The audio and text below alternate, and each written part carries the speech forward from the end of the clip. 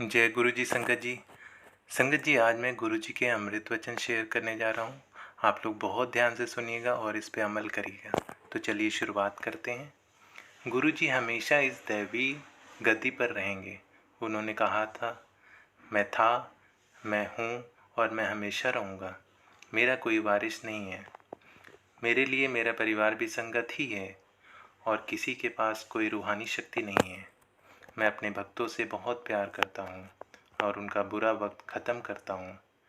जब आप अपने जूते मंदिर के बाहर उतारते हो तो अपनी बुद्धि भी बाहर ही छोड़ कर आया करो।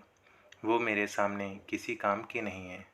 मेरी उपस्थिति में सेल फोन का प्रयोग मत करो, वरना तुम्हारा आशीर्वाद उससे चला जाएगा जिससे आप बात करोगे।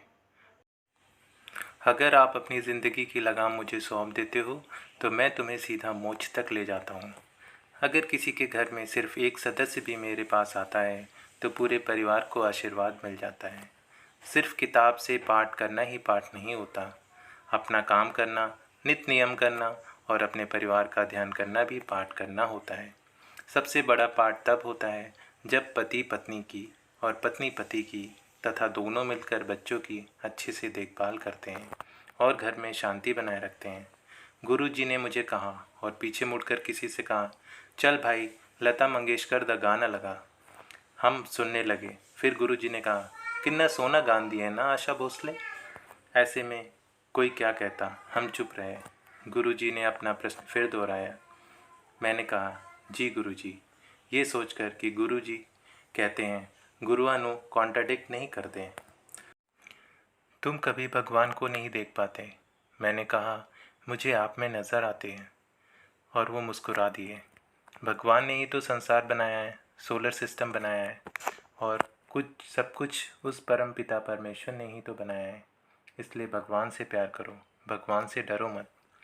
महापुरुषों के ओहदे होते हैं और उनमें सबसे ऊपर सद्गुरु होते हैं और वो मैं हूँ। सिर्फ एक सद्गुरु ही सबके मर्ज अपने ऊपर ले सकते हैं और उन्हें दुखों से मुक्त करते हैं। हर कोई लोगों के मर्ज अपने ऊपर नहीं ले सकता है। उन्हें हुक्म नहीं है। वो सिर्फ लोगों का मार्गदर्शन कर सकते हैं। ऐसा मनुष्य किस काम का अगर वो भगवान का शुक्राना ना करे। कभी किसी को देखा देखी अपनी चादर के बाहर पैर नहीं पसारने चाहिए। पंडितों पर अंधविश्वास नहीं करना चाहिए। अगर कोई ऐसा मिल गया जिसे पूरा ज्ञान नहीं है तो आपका नुकसान हो सकता है। मैंने कहा, हम पंडितों के नहीं जाते। तो गुरु जी ने कहा, मैं आम बात कर रहा हूँ। अपनी खुशहाली के लिए बर्थ स्टोन कभी मत पहनो। कोई पत्थर उल्टा असर कर रहा है हो तो अब क्या। मैंने गुरु जी से कहा, हम चारों, मैं, मेरे पति तथा दोनों बच्चे ने कभी बर्थ स्टोन नहीं पहने। गुरु जी ने कहा, मैं आम बात कर रहा हूँ। गणेश जी का स्थान मंदिर में है, ना कि लोगों के घरों के फर्शों पर या सजावटी सामान की तरह और कई बार पेपर वेट की तरह। आप सब करोड़ों रुपए खर्चा करके अपने घरों को सजाने के लिए जो पेंटिंग्स ले आते हो, तुम्हें क्या पता अगर वो अपने साथ उस पेंटर की नेगेटिविटी भी तुम्हें दे रही हो। मैंने गुरु जी से कहा कि गुरु जी, मेरी इतनी समर्थ नहीं है कि मैं करोड़ों रुपए की पेंटिंग्स खरीद सकूं। तो उन्होंने कहा, ओहो, मैं आम बात कर रहा हूँ। अगर कोई दूर है और मेरे पास या बड़े मंदिर नहीं पहुँच सकता, वो मेरी फ़ोटो से बात करे। मैं सबकी बात सुनता हूँ। गुरु जी के वचनों पर आपस में तर्क वितर्क करना मना है। उससे हम अपने भगवान प्राप्ति, अपने लक्ष्य से चूक जाएंगे। गुरु जी ने इंग्लिश में कहा, only dead fish swim with the tide. एक मरे ज़मीर वाला इंसान ही दुनिया के गलत रास्ते पर चलता है। हमें गलत हालात से समझौता ना करके सच्चाई के रास्ते पर चलना चाहिए। अपनी बड़ाई आप नहीं करनी। तुम्हारी असली दौलत सेहत है। अपने अहंकार को वश में करके रखो। ज़िंदगी आसान नहीं है। दुआ हर मसले का हल है। किसी भी चीज़ को बहुत ज़्यादा करना अच्छा नहीं। डॉक्टर अपना काम करेंगे, मैं अपना। जब कोई परेशानी हो तो डॉक्टर को अपना काम करने दो, मैं अपना काम करूँगा। दवाई भी तभी काम करेगी जब मैं उसे आशीर्वाद दूंगा। पानी बहुत पिया करो। अगर डॉक्टर ये सब बात बता दें तो उसके पास कौन जाएगा। पानी हर बीमारी की दवा है और सब रोग ठीक करता है। पाचक ग्रंथि एक ऐसा अंग है जिसकी प्रक्रिया भगवान ने अपने हाथ में रखी है। बहुत अच्छे दर्शन हो रहे हैं अभी। बाद में मैं तारों जैसा नज़र आऊँगा। मंदिर में आने वाली संगत इतनी बढ़ेगी कि जितनी मर्जी जगह बढ़ा लो कम ही पड़ेगी। एक समय वो भी था जब गुरुजी सबसे नहीं मिलते थे। जिससे वो मिलना चाहते उसे वो खुद बुला लेते थे। आने वाला समय बहुत खराब आ रहा है। जो प्रार्थना में विश्वास करेगा और पूरे मन से प्रार्थना करेगा वो ही बच पाएगा। जिसे हम प्यार से गुरुजी का आश्रम बड़े मंदिर कहते हैं, वहाँ आने से 12 तीर्थ स्थानों का पुण्य एक साथ मिलता है तथा मेरा आशीर्वाद भी मिलता है, ऐसा गुरुजी का कहना था। बड़े मंदिर में कभी भी सोना नहीं चाहिए, वरना गुरुजी का आशीर्वाद अधूरा रह जाता है। गुरु को कभी चिट्ठी नहीं लिखनी चाहिए, हमेशा खुश रहा करो, जो होगा अच्छा ही होगा। मैं हड्डी और मांस का इंसान सामने बैठा हूँ, लोगों ने इंसान ही समझ लिया। लोगों को बाद में समझ आएगी कि मैं क्या हूँ। मैंने बहुत कठिन तप किया है, पत्तों पर निर्वाह किया है। तुम्हें पता है कितना मुश्किल होता है। गुरु का स्थान इतना बड़ा होता है कि अगर वो चाहें तो एक ही समय में वो कई जगह पर एक साथ उपस्थित हो सकते हैं। मैं तुम्हें इंसान की तरह नज़र आता हूँ, पर मैं जहाँ खड़ा हूँ वहाँ से तुम सब मुझे छोटी छोटी चींटी जैसे नज़र आते हो। मैं इस संसार में तुम्हें माफ़ करने ही तो आया हूँ। मेरे पास इतनी शक्ति है कि मैं सूरज को भी अपने अनुसार चला सकता हूँ। सूरज अब बुढ़ा हो चुका है। धरती पर पानी बढ़ जाएगा। लोग पेड़ काटते हैं, अच्छी बात नहीं है। मेरे पास आने वाला रास्ता आसान नहीं है। मैं नींबू की तरह निचोड़ लेता हूँ, तुम्हारी हर तरह से परीक्षा लेता हूँ। अगर तुम पूर्ण आत्मसमर्पण नहीं करते हो तो फिर क्या फ़ायदा। अगर कोई मेरी तरफ एक कदम भी बढ़ाता है तो मैं उसकी तरफ 100 कदम बढ़ाता हूँ। लंगर और चाय प्रसाद तो तुम्हारी दवाई है और सब रोगों को ठीक करते हैं। इन्हें प्रसाद की तरह ही देखो, ना कि इन्हें बनाने वाले पदार्थों की तरह। लंगर और चाय प्रसाद को तो तुम व्रत में भी खा सकते हो। जब किसी परिवार का कोई सदस्य भी लंगर और चाय प्रसाद खाता है तो घर के बाकी सदस्य चाहे घर पर हों या अस्पताल में, सबको मेरा आशीर्वाद मिलता है। लंगर और चाय प्रसाद में मेरा आशीर्वाद होता है, उसे यहीं बड़े मंदिर में पूरा खाना चाहिए, कुछ बचना नहीं चाहिए। अगर उसे यहाँ खाओ तो दवाई है, घर ले जाओ तो मिठाई है। लंगर प्रसाद को दोबारा गर्म नहीं करना चाहिए। गुरुजी मेरे आशीर्वाद देने के बड़े तरीके हैं, उनमें से एक सत्संग करना भी है। जो बोलता है उसका भी भला होता है और जो उस सत्संग को सुनता है उसका भी भला होता है। जब आप अपने गुरु के द्वारा किए कल्याण को सबको सुनाते हैं तो आप भी आशीर्वाद पाते हो और सुनने वाला भी आशीर्वाद पाता है। कभी कभी तो गुरु हमें दूर रखकर भी आशीर्वाद देते हैं। गुरु जी कब और क्या कल्याण करते हैं जरूरी नहीं कि हमें पता हो। ऐसा गुरु मिलेगा कहीं। मैं प्रवचन में विश्वास नहीं करता हूँ, सब कल्याण वास्तव में करके दिखाता हूँ। सबसे अच्छे रंग जो रचनात्मक, सकारात्मक और समृद्धि पैदा करते हैं वो हैं लाल, क्रीम और काला। इनके बाद आता है केसरिया, संतरी, गुलाबी, पीला, हरा, जामुनी और सफ़ेद। गूढ़ नीला रंग गुरुओं का रंग नहीं होता, इसे इस्तेमाल नहीं करना चाहिए। ये पहनने वालों को नकारात्मक और भ्रांतियाँ पैदा करता है। फिरोजी, आसमानी और नेवी ब्लू रंग अच्छे होते हैं, ये इस्तेमाल कर सकते हैं। मैंने पूछा, क्या ये अपने आपने मेरे परिवार के लिए कहा है? तो गुरुजी का जवाब था, जो सुन ले उसका भला। आपको अपने आँख, नाक, कान सब चेहरे पर आगे मिलते हैं, पीछे नहीं। इस बात का भगवान को बहुत बहुत धन्यवाद करना चाहिए। जानवर कितने काम करते हैं, मरने के बाद भी हम उनकी खाल से चमड़े के बैग, जूते, बेल्ट आदि बनाते हैं, यहाँ तक कि मरने के बाद उसे खा भी लेते हैं।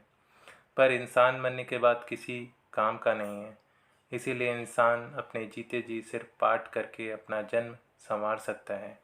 गुरु जी के अनुसार गुरु जी के वचन याद करना भी संगत करना होता है।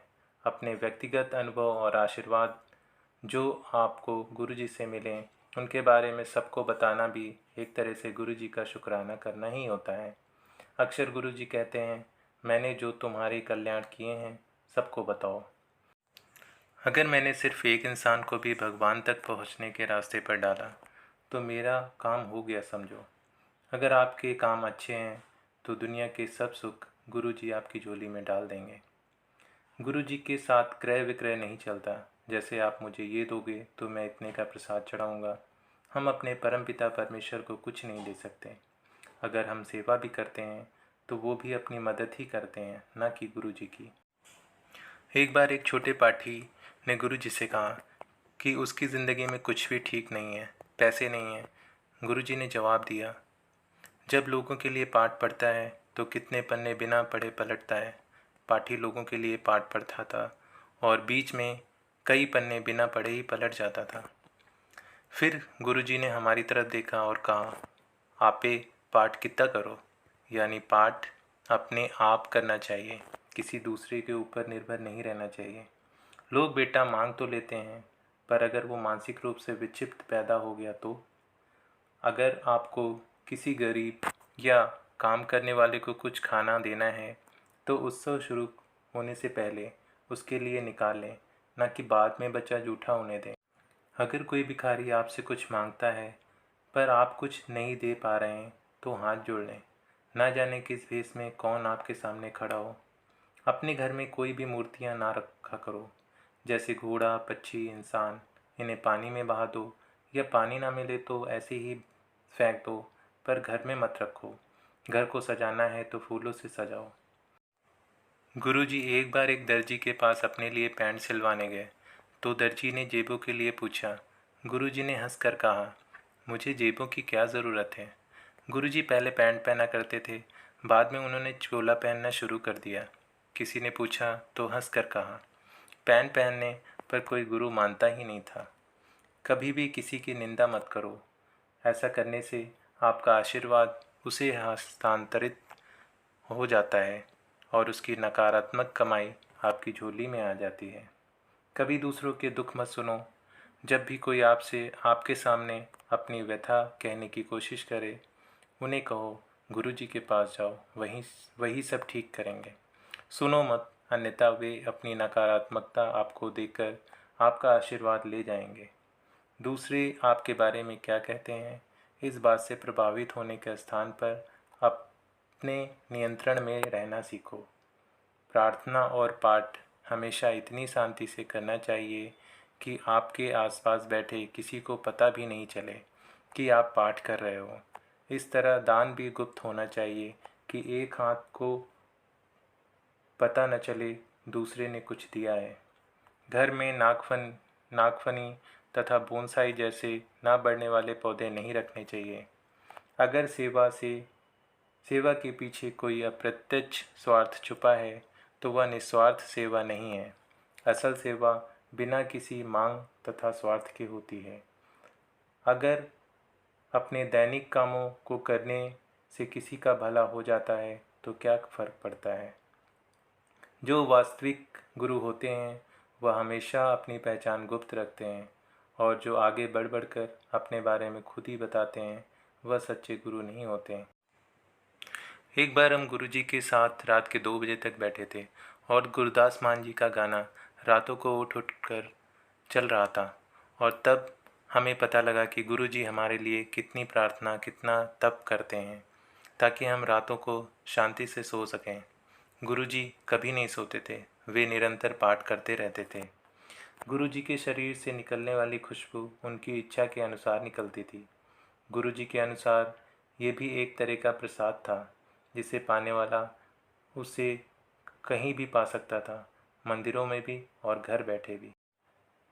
गुरुजी खाने पीने की वस्तुओं के दूषित तथा संदूषण की वजह से परेशान रहते थे। गुरुजी, गुरुवाणी के शब्द सुनते हो? मैंने जवाब दिया, हाँ गुरुजी, कभी कभी। गुरुजी, समझ आते हैं? मैंने कहा, जी थोड़े थोड़े। गुरुजी, सुना करो, अच्छे होते हैं। जब भी मैं आपसे नृत्य करवाता हूँ तो आपके शरीर का पूरा खांचा मेरे सामने खींच जाता है, और जहाँ भी कोई कमी या खराबी होती है मैं ठीक करता हूँ। गुरुजी हमेशा संगत से शिव पुराण पढ़ने के लिए कहते थे। ज़्यादा पैसा अच्छा नहीं होता। भगवान से हमेशा प्रार्थना करनी चाहिए कि इतना दीजिए जितना मेरे परिवार के लिए पूरा हो। गुरु के सामने प्रार्थना करके अपने कर्मों की माफ़ी मांग लेनी चाहिए, उन कर्मों की भी जो आपको नहीं पता कि आपने कुछ गलत कर दिए हैं। आपका अपने गुरु के लिए प्यार ऐसा होना चाहिए कि सोते जागते और अपने दैनिक कामों को करते हुए भी अपने गुरु को याद करते रहें। एक दिन मैंने गुरुजी से पूछा, क्या कभी मोक्ष मिलता है? गुरुजी ने जवाब दिया, हाँ मिलता है, अगर अच्छे और मानवता के काम करो तो।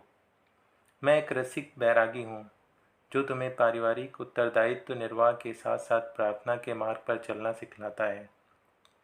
मैं सृष्टि के कामों में कभी हस्तक्षेप नहीं करता, लेकिन अगर कभी गुरु अपने किसी भक्त पर मेहरबान हो जाएं तो सृष्टि का लिखा मिटाकर नया लेख भी लिख सकते हैं। गुरुजी जो बात कह देते हैं वो पत्थर की लकीर की तरह है, जो कहा है वह होना ही है। दुख भरे गाने, सीरियल और फिल्म नहीं सुनने और देखनी चाहिए। किसी इंसान का मांगलिक होना बेकार के वहम है। शाकाहारी रहोगे तो सुखी रहोगे। घर का बना खाना ही सबसे अच्छा होता है। बाहर ज़्यादा नहीं खाना चाहिए। आत्महत्या करना महापाप होता है। जब गुरुजी से किसी अन्य पवित्र धार्मिक स्थान के बारे में पूछा गया तो उन्होंने कहा, अजमेर शरीफ सच्चा और पवित्र धार्मिक स्थल है। एक बार गुरुजी से किसी स्त्री गुरु के बारे में पूछा गया तो उन्होंने कहा, औरत कभी भी गुरु नहीं बन सकती। जब भी आप कोई हीरे की वस्तु पहनने का मन बनाते हो तो अच्छी गुणवत्ता वाला हीरा ही पहनना चाहिए, क्योंकि उसका पहनने वाले पर असर होता है। मैं किसी राजनीतिक पार्टी से संबंधित नहीं हूँ। गुरुजी का आदेश था कि चढ़ाए हुए फूल नहीं लेने चाहिए और अगर मिल जाएं तो घर जाते हुए नदी में बहा देना चाहिए। सलवार कमीज़ सबसे अच्छी पोशाक है, साड़ी से भी अच्छी। सबके पास अपना पूरा घर होता है, पर रहने के लिए सिर्फ एक कमरे की आवश्यकता होती है। तांबे के लोटे के बारे में गुरुजी ने कहा, ये अपनी कमाई से खरीदना चाहिए। सिर्फ मेरी फ़ोटो से तांबे का लोटा छुआ देने से वो अभिमंत्रित हो जाता है। तांबे के लोटे को कभी साबुन इत्यादि से साफ़ नहीं करना चाहिए। रोज़ रात को नींबू या राख से धोकर पानी से भर कर रख देना चाहिए और सुबह सबसे पहले वही पानी पीना चाहिए। बच्चों पर पढ़ाई का बहुत ज़्यादा भार नहीं डालना चाहिए, उन्हें अपनी क्षमता के अनुसार ही पढ़ने देना चाहिए। ये कलयुग है। इस युग में भगवान बहुत शीघ्र और आसानी से मिल जाते हैं। उन्हें पाने के लिए कठिन तप या पेड़ से उल्टे लटकने की ज़रूरत नहीं है। बस प्रार्थना करो और भगवान का शुक्राना करो। गुरुजी को फेंग शुई पर कभी विश्वास नहीं था। गुरुजी के शरीर से एक खुशबू निकलती थी। उन्होंने बताया था कि ये बरसों के तप से होती है। अपने अंदर का एक ऐसा स्वर्ग जिसे सचखंड भी कहा जाता है। गुरुजी की नज़र में कोई नई संगत या पुरानी संगत जैसा कुछ नहीं था। सब एक बराबर थे। उनका कहना था कि मेरे साथ कितने वर्ष का साथ है कभी मत गिनो, क्योंकि सिर्फ उन्हें पता है कि हम उनके साथ कितने वर्षों से जुड़े हैं। गुरुजी भूत, वर्तमान और भविष्य सब देख सकते थे और उनसे कुछ भी छुपा नहीं था। गुरुजी किसी को भी ये बता देते थे कि कब उसने क्या खाया, सिर्फ ये बताने के लिए कि वो सब जानते हैं। गुरुजी कहते हैं, सीधा मेरे संपर्क में रहो, मेरे साथ संपर्क रखो। मैं पहले उन्हें आशीर्वाद देता हूँ जो तुम्हें मेरे पास लाता है, और उसके बाद की यात्रा तुम्हारी अपनी है। अगर किसी अच्छी चीज़ या काम के साथ कुछ बुरा जुड़ा होता है तो उसे भी अच्छी की तरह ही स्वीकार करो, क्योंकि संपूर्ण दोष रहित कुछ नहीं होता, जैसे गुलाब के साथ कांटे भी होते हैं। गुरु अपना आशीर्वाद देने के बाद कभी वापस नहीं लेते। गुरु के काम करने के तरीके आश्चर्यजनक होते हैं। हमें उनके आशीर्वाद को भौतिक वस्तुओं और नफ़ा नुकसान से नहीं मापना चाहिए। जय गुरु जी, शुक्राना गुरु जी, गुरु जी सदा सहाय।